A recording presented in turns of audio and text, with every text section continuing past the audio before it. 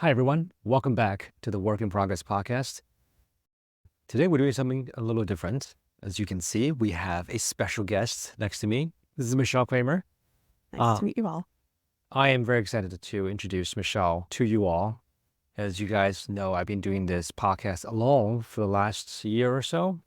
Earlier this year, Michelle and I got back in touch. We worked together 13 years ago At Buddy Media. Buddy Media. Hi, buddies. Hey, buddies. It's great to reconnect. And when she reached out, I was excited to talk. If you're on a creative journey, it's a lot harder to do it on your own. For sure. For the last couple of weeks, we've been brainstorming. How do we collaborate? What kind of people we want to bring on the show? I had a secret plan. I told you it wasn't supposed to be for Not it, anymore. to say, Peter, my dream is for you to rebrand your podcast and for us to do it together. And you agreed. I said, sure, let's talk. Buddy Media was a great introduction for both of us in the startup. That's In right. the startup world. We had one of the best cultures. We had a great time. I want to spend the majority of today introducing you to Michelle. Michelle has had an amazing background. You grew up on the East Coast. Yeah. You have your MBA from Harvard. You worked in New York Times, Buddy Media, which is acquired by Salesforce. And you went to Google. Yeah. And Michelle has also started a coaching business. That's right. I was at Google for 8 years, and for a number of those years, I was an internal coach. I did that for a few years, and it was always the most fun and rewarding hour of my week that I dedicated to coaching, because you met people from all over the world doing very different things, from engineering to sales to HR. And I just fell in love with Googlers through that. It's the same way I feel like you fall in love with humans through Yeah. coaching, because everyone wants to do what they do really well. They want to feel fulfilled and purposeful. And when you get into a one-on-one conversation with people about it, it just becomes like this beautiful, vulnerable space where magic can happen. And I was fortunate to have a number of coaches, both at Google and since then myself, and they have been really important allies and guides in helping me to transform into a bolder and wiser version of myself. Oh, Bold and Wiser. I forgot to introduce our new title Yes. for the podcast. Branding is not easy. We debated different options. We landed at Bold and Wiser. Do you want to talk about why we choose Bold and Wiser? Yeah, so I loved this idea of work in progress, because the idea that everyone is imperfect, no matter where you are, if you're the CEO of a Fortune 1000 company or someone who's Starting out. just starting out, Yeah. that it's always a work in progress really appealed to me. And I love that you put that out there to the world. We talked a lot about, okay, if the state of being is work in progress, what's the North Star that we're really all trying to get to? Yeah. And we talked about that. Yeah. And bolder and wiser as being defining the North Star for, I think, all of us want to be. That's right. And they're not easy. The folks on the show are folks who have led their life with purpose, and they can share how they become bolder and wiser throughout the journey. And if you're listening to this podcast, you can always get nuggets to say, okay, we're also on this journey. Here's a nugget to help me to be bolder and wiser. Yeah. And we were both really inspired by this idea that historically it was, how do you get business wisdom in the world, right? It comes from biographies about Steve Jobs and Sheryl Sandberg's books, and now Phil Knight at Nike. And there's some real wisdom there as well. Sure. But for most people, especially if you look at mid-career, it's just not a relatable story in the same way that some of the stories are that we're trying to bring out. So what you're left with really is looking at people's LinkedIn, and you see the highlight reel of their careers, and you don't really hear about the stumbles, the learnings along the way, the stories that are left off the highlight reel, and that have a lot to teach about what it really took for that person to live this life of professional and personal fulfillment. And we were both really inspired to bring that to bear. A lot of these conversations would happen at dinners amongst friends, but not something that you would hear about. Right. or you're having dinner with those people, Yes. right? Yes. And you know them in your own lives and you look up to them. But Yeah. wouldn't it be nice if you could grab them all together Yeah. and Say, and tell a sit down story. with them for an hour and just learn from their wisdom? That's what we're trying to do. And we're going to try to do more in person, Yeah. which is logistically is a little more It's challenging. counterculture. It's kind of culture. That's right. IRL versus URL. Yeah. Of course, we'll have URLs, but that's a joke. That's not a bad joke. That's It's that's okay. a dad joke Dad right here. jokes. Anyways, the reason we want to do more in person is it just feels it has a lot more dynamics you can bring out to people. For sure. So today, let's go back a little bit. Since we worked together, what, 2011, 2012? Yeah. How have you become Bolder bolder and and wiser? wiser. Yeah. I want to hear your answer to that as Oh. well, because Mm, yeah, bolder and wiser, and yet totally not age. not aging? We met in 2011, 2012.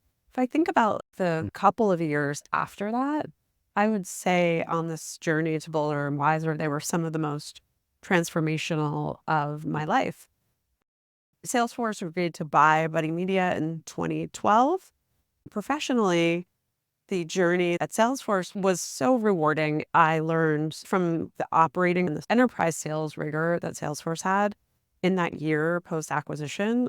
Mhm. I learned so much about how to really execute the craft of sales excellently. So from a professional standpoint, it was a big year of growth. It was also very tumultuous, as you can imagine, integrations often are. And there were some choppy waters. For example, I closed the first deal that Buddy Media had with Walmart. I worked on Kellogg. I worked with Mars, who owns M&M and other brands. And then I land in this big company with lots of people who have a lot of years and years of enterprise sales experience. And we were the new kids on the block. And Mm. I think in the effort to get as much scale as possible, as quickly as possible, we were integrated pretty quickly into the company. And I ended up with accounts like a senior living center, and I was selling social media management software. So it was like really climbing out of the starting blocks to rebuild my reputation and my list as I was learning from these people who had a lot more experience than I have. And I was able to successfully do that and got to a point where I'd won over my boss, who I'm still friendly with today, and my skip level, who found me in the lobby one day and was like, "Are you worried?" Because Salesforce had then acquired another company Yeah. on top of Buddy Media. I think you had left by then. Yeah. You went Um, on a shopping spree with the first mover advantage to create the marketing cloud. Yes, and which it's is- been really a fun thing to watch over the last decade for sure. When you layer one acquisition on top of the other, there's inevitably efficiencies that the company is often looking for. And I was pretty naive. This was the first major acquisition that I had gone through, and certainly hadn't been through two in a row. So I had no idea what was coming. Yeah. But my skip level was like, "Are you nervous?" And I said, "No, not particularly." Uh-huh. And he was like, "Oh, good, because as long as you're here, I'm here."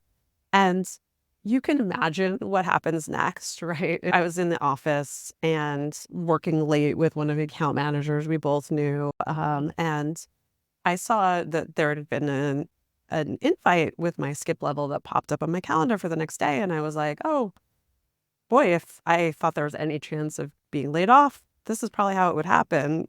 But I really did not see it coming.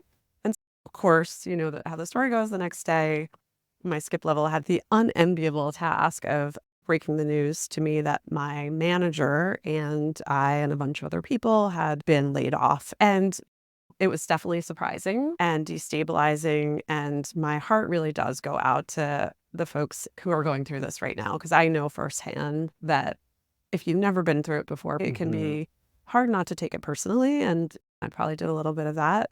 But one thing that I knew in that time was I had this real clarity that I wanted to be in San Francisco. And I'm a planner, and I had this master plan of, okay, I'm going to work with this at Salesforce, the marketing cloud, for this amount of time. And then I'm going to ask for a transfer, and I'm going to go to San Francisco, and I'm going to do the sabbatical. Like, I had a whole plan Yeah. that was blown up, but I had that kernel of knowing. And I took that and I really leaned into it.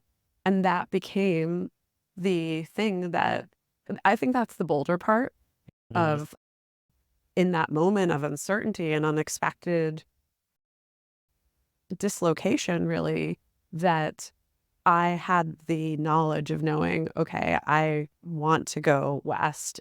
This is the Mhm. time. And when I went and told my parents that I had been laid off, which, like, as a young Yeah. professional, it's like a big deal. I told them at the same time that I was moving to San Francisco and I was going to only look for jobs on the West Coast. And they were surprised but supportive, Mm. and then flew back and forth between New York and San Francisco for a couple of months and had a couple of startup offers and landed at Google. And it's this kind of thing you don't see because Yeah. you look at my resume and that job search was pretty tight. It was like 3 months. 2013, I was at Salesforce. 2014, I was at Google, and I was at Google for 8 years. But the journey was really a lot more complex than that. Yeah. That's one of the reasons why we want to bring people onto the show who have done impactful things purposefully and yet not perfectly. Yeah. And no one's journey has been perfect, myself included. Yeah. But it's Yeah. hard to talk about them. Yeah, for sure. Mm. And I do think it's something, and we just recorded our first hosted episode yesterday, which you'll see after this one. Yeah. But it just takes the first person to break the ice, I Yeah. think. And then it hopefully becomes easier for everyone else to be a little bit more human. And Yeah. I think one of the goals that I have for our work together is to really make the space for people to do that. Yeah. Do you want to mention a little bit who the guest was? Yes. Philip Wang, who is the regional culinary operations manager for Meta currently and has a storied history that would probably take half our episode to go through all the Mhm. Michelin stars that he's Yeah. collected, but couldn't be more thrilled for him to be our first Bolder and Wiser Yeah. guest after today. Yeah. That's a fascinating journey that you described. Yeah, and that was like, I would say, the start of the bolder part of just Yeah. knowing, okay, I'm going to move. My entire family's on the East Coast. Hmm. I have friends who are out here. I worked out here for years. But the wiser part really came later. And it's also, by the way, I think hard to be Yeah. wise in moments that are unexpected. Asking yourself to have all the wisdom when you've just been laid off is it's a lot to ask. But the wisdom that I developed, I would say, in the 13 years since I've seen you has really been possible because this is my home, because San Francisco is my home, and because Mhm. I connected with like the Burning Man community. I've been out there a couple of times and just learned a lot from that world. Mhm. I really got into Buddhist meditation. I've Mm. sat a couple of week-long silent retreats. One, actually, the others Wow. have been weekends. I think those things can be real paths to wisdom. And Mhm. being wiser allows you to then take the next step of being bolder. And for me, that next step came years later, probably in 2018. I was at Google. I was working for an amazing manager who is a dear friend and mentor to me. Mm. And I had a great run professionally, was working on a deep passion of mine, which was marketing analytics and growing a team, got promoted, doing all that on the professional side. But on the personal side, I was on my own journey to become a mom. And it was something that I Mm. really knew was important to me and decided to forge my own path forward as a single mom by choice. And my son was born in June of 2020. Wow. Benji. Benji. Yes. Hi, Benji. Oh, Yeah, Benji's a little sick today. Hopefully you feel I better. know. That's also the messy part behind the scenes Yeah. is not only is he a little sick today, but I do not normally sound like this myself. Mhm. I am thankfully over laryngitis, but we were supposed to film this 2 days 2 days. ago, and everything can sometimes need to be reshuffled. So everyone has their pandemic story, right? My story is that my son was born in June 2020. Maybe 5 months before that, I was on this great team. I got promoted. I had a bigger scope of responsibility. I love my boss. I was not interested in making changes because Mhm. I had everything dialed. Yeah. Okay, this is You put a spot. the Like, this is dream, good. and now I'm expecting my son, and this is great. Yeah. And corporate priorities get shuffled around. The strategy for the area that I was working on changed from being product driven of us building something ourselves to being partner led. And it meant that my entire team was looking for a new job within Google and had 60 days to figure out my next landing point. I had not told people this was in my second trimester. So, Oh. second trimester, doing lots and lots of meetings at Google where we were like, should we bump elbows? Should we shake hands? Yeah. And the job that I ended up taking, being fortunate enough to land in that time, I don't think I met anyone in person because the world was shutting down. And I started that job in April of 2020, and I did it for Oh. 8 weeks before I Wow. went on a maternity leave. Wow. So that was like the first challenge. The Yeah. second was giving birth during COVID when your entire family is on the East Coast. Baby shower was over Zoom. My Oh. experience of the hospital was probably different from Yeah. We with were your very kids. different. Yeah. Nobody came to visit Wow. except for my doula, who I was fortunate enough to have at the time. And then I had this baby.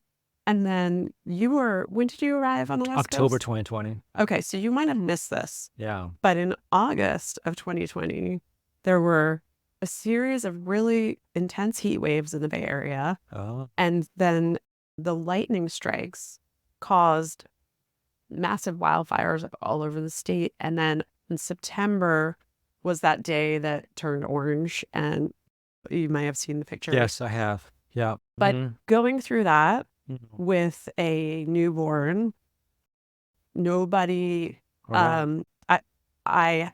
this is a privilege. I had a doula who helped me. Came for a couple of hours a week, like under 10. And then it was just me and Benji. And I watched the lightning strike at some god awful hour in like the kitchen as I was waking up to feed him. And it was like really mental strength that was needed to get through that, like amazing, but also incredibly taxing time. Yeah. And I wouldn't say that made me fearless. As far as being bolder and wiser, like after getting through that time, especially those first several months, I was pretty much nothing that you throw at me is going to really be harder than this. And I Yeah. know that's probably not true, but it felt very true. And it made me more bold, and It's it made true. me willing Yeah. to leave the comfort that I had at Google and join a pre-IPO company. And now today, taking that next step, since last year, I have not been working in the corporate world and been doing my own thing and investing in Coaching. my passion. Yeah, like you were saying, when you have a corporate job, your job is about whatever you can do to solve the problems so you can get the goal, right? Yeah. And self-development, a lot of times, take a side step, Yes. ironically, Yeah. because it doesn't serve the goal that's immediately in front of you. I haven't shared a lot of personal story because I've always been the host. With this new dynamic, I should do that more. That narrative, all of us have narrative in our heads. Yeah. And a very small subset comes out as a narrative outside. And telling the story externally will force me to also have a much more clear, what is the narrative here in life? Because Yeah. I think a lot about the phase we're both in. Yeah. We understand what the corporate life is about. We understand different industries. We have specific skill sets. But we look at life and saying, hey, but we want other skill sets Yeah. that builds life, not just building a business. and the portfolio approach you were mentioning before. So I think a lot of people we talk to are thinking about how to build life in a more I've portfolio had approach. 2 conversations with people I used to work with at Google Mm-hmm. today Oh, before today. Oh, yes, wow. before Alone. coming here Yes. about that very topic. And I think it's top of mind for a lot of folks because of what's happening, the In the industry. macroeconomics in the industry is that it's very clear that even the most sure of sure things doesn't feel, and my own personal story of Yeah. my experience being laid off is a little taste of that. Mhm. Yeah, so I think people are more like wanting to bet on themselves. We were joking about the getting t-shirts that say bet on yourself. Bet on yourself. We might just make that. We still need branded mugs. Yeah. We'll figure out what goes on there. Yeah. Yes. Yeah. That's cool. So one thing let's talk about is coaching. Actually, I have one question about coaching. Have you coached? I'm really curious. Have I coached? Have you had a yeah. The very first time I had a coach was Refining 29 when I was CTO. Okay. And they gave me an executive coach. Yeah. Katya, she's great. Yeah. And I still remember she gave me tools, and she was the objective person that I could speak to. Yeah. And it's lonely when you're in positions where it's really hard to talk about problems. Because you don't have your peer set shrinks as you It's move very on. shrink. Yeah. She was my very first one. Mhm. Then I had another one later on. But as I talk more with you, I'm thinking, you don't have to be an executive No. to have a coach, right? Yeah. I feel like I could have benefited Yeah. years beforehand. For sure. Yeah. Tell us more about some of the misunderstandings and myths about coaching. Yeah. I think one of the things that gets misunderstood a lot about coaching is it can be confusing because there are people who call themselves coaches who do what's probably more like consulting, advice giving.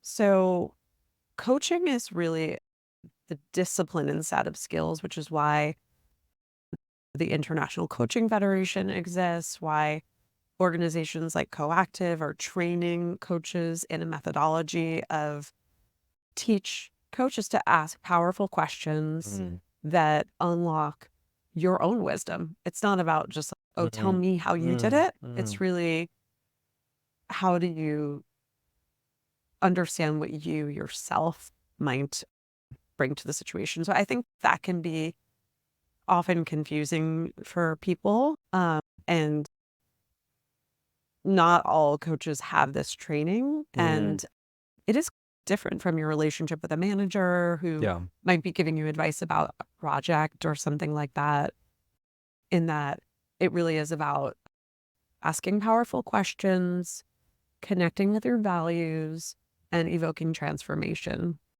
as a whole. There's this myth that transformation is only available in times of great change. Sometimes the change can be self-inspired, and that's also the work of coaching. So as a coach, I often am meeting with people who have these resumes that from the outside look amazing, and they may themselves like, fully acknowledge that, but feel unfulfilled. And I help them connect with their values and understand what their dreams are, and ask them, why can't they have that dream where they are? And what would it be like if they did? And one thing that I find is that for each person, they come up with 2 or 3 things off the top of their heads that they can do where they are that would get them to that state that they really want to be in. So you're talking about when change is forced on you, but there's also when change isn't forced on you. That's true. That's true. Now, when change is forced on you, I think there's a lot that can happen, and that can be really healthy time for coaching and to be really purposeful about where you're going next, to make sure your values are at the heart of it, that you define your goals, and that you're not just like, what's coming at me? And I'm just going to just reacting to what's happening. React to what's happening outside, which is easy to do if you don't have your North Star clear. Yeah. In future episodes, we can explore deeper some of the concepts, like involuntary versus voluntary transformations. Sure. We often were forced to react to involuntary transformation. Yeah. The COVID, for example, that's like the universal involuntary transformation. Yeah. I think the difference Like- between voluntary and involuntary is just like how much time you have. Because involuntary, you don't see it coming. It's happening. And you haven't necessarily prepared. Yeah. So that can be a really supportive time for coaching. Mm. But just because it's voluntary time, those come from deep and sometimes years of low grade dissatisfaction. Yeah. And what I'm inspired by is that low grade dissatisfaction does not need to be the state of Life. being for people. There is actually a lot more out there that's possible. And that's what's magical about coaching. And it Yeah. really, just seeing my clients go through transformations like that is so rewarding. Mm. So coaching provides the structure of accountability to help you not just define what are your goals and what do you want to do, but actually take the steps to being bolder Mm. if that's your goal, and actually accomplish some tangible things.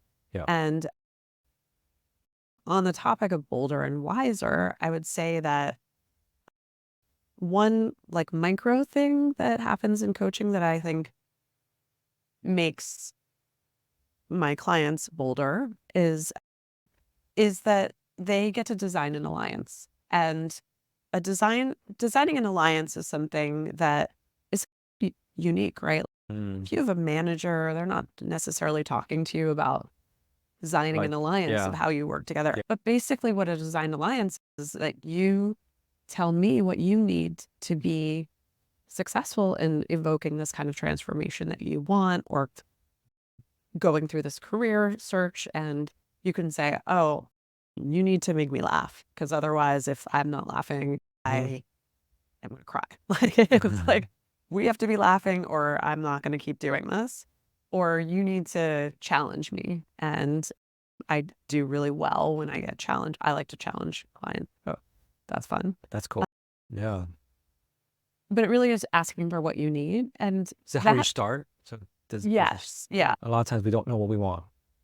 Yeah. Yeah. But you'd be surprised that often when you create a space that's confidential and safe, where there's a high level of trust, and start asking deep questions, the knowing starts to come up.